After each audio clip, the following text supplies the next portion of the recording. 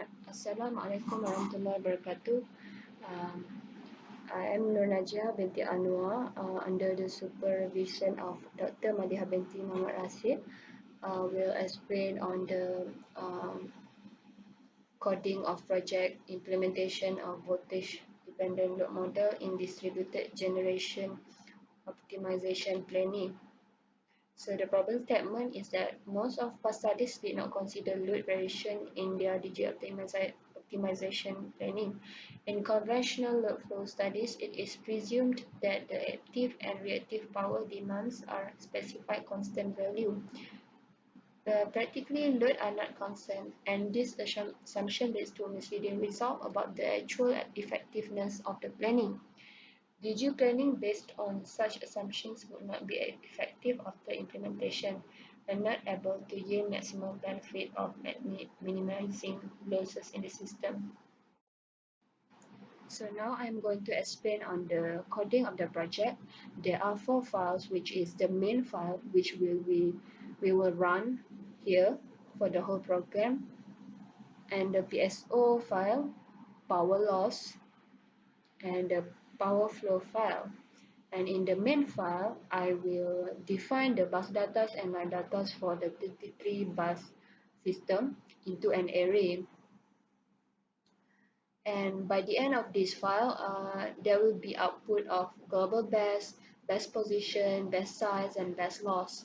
To compute these four, I will have to call the function from file PSO new, which uses the input from the main file. Let's move on to PSO file.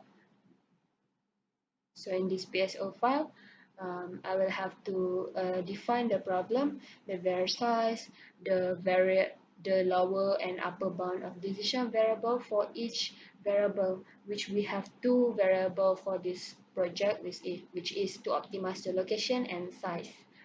And the parameters of PSO are also defined: the maximum number of iteration, population size, the weightage, and the acceleration coefficient. And for the initialization, we also have to define we have to initialize the empty particle for position, size, velocity, loss, best position, best size, and best loss. And we will create population array using this equation. And the global best loss is assumed to be infinity. And for I equal to 1 until the max number of population, we will generate random solution for position and size using these equations. This random random is so that the the location is not repeated, so that it will produce a different location. And if you want to if we want to randomize 2 location, then we write 2 here, and also 2 size. If we want only 1, then we just change here 1 and 1. And velocity are also initialized, and the random solution from here are updated into this variable we call WW and YY. And then we evaluate the loss, the particle loss, which we will call out the function power loss. Now let's move on to power loss.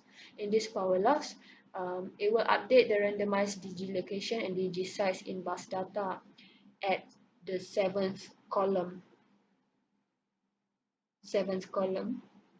We see seventh column, which is the PG, the power generation. It will keep updated, and we will call out the power flow to find the minimum loss. The minimum loss, the formation of Y bus matrix. And the difference here is that um, I use I use a load model, which I introduce the exponential model for load modeling, which will consider the voltage dependency of the power. The power will depend on the voltage, and it will not ignore the voltage at the bus. And we will use this alpha and beta to differentiate between constant, um, industrial, residential, and commercial load. We'll change this value accordingly to uh, to the respective value for each load. The introduction of this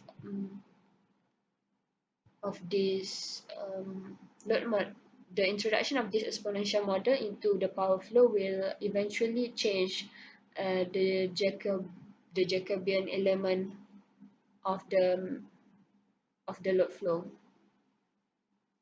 And after that, power flow solution will be computed, and also the line flow and line losses will also be calculated. And we also need to check constraints, and we treat all the constraints using penalty function. So there is basically two constraints, which is voltage need not be less than 0.95 volt, and voltage cannot be more than 1.05 volt. If it does not satisfy this condition, it will have a big penalty. And if it does not, it will doesn't have a penalty. And also we have DG injection constraint. The power from DG must be less than power load. And we define here the objective function minimum loss equal to power loss plus total penalty. And then move back to PSO. The power loss, the loss is evaluated, and we update the personal best that we get from previously from here. And then we update the global best and the main loop of PSO for iteration 1 until the maximum iteration. For I equal to 1 until the maximum population, we'll update velocity for each position and size. We apply the velocity limits, update the position again, and update the size, and apply the lower and upper boundary limits. And we update again the position and size. And then we evaluate again the power loss, and we update again the personal best and the global best, and the best loss value is stored. So the best loss value equal to the minimum global best loss, and then we will display the best position, best size, and global best loss. Okay. So I will try to run um, the I'll try run the PSO optimization for constant load, which I will insert here 0 and 0 because constant load alpha and beta is equal to 0. And I will try to randomize one DG position and one DG location. And let's look at it. Let's run it.